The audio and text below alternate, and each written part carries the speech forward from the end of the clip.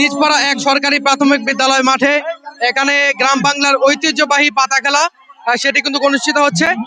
দেখতে পাচ্ছেন, আমরা পরক্ষণে দেখতে পাচ্ছি যে পাতা একটি ধীরে ধীরে আসছে। এখানে 8টি টিমের খেলা হচ্ছে। পাতা পাইছেন? না, এখনো পাই নাই।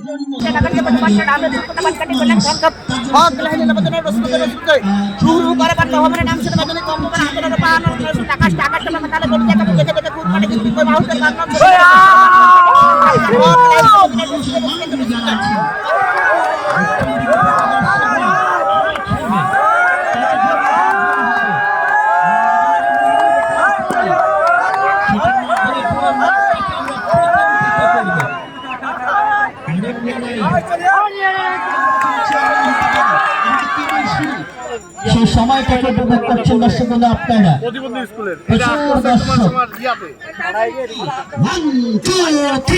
সবাই মিলে একসঙ্গে বলবো কি দর্শক বন্ধুরা, খেলা হবে।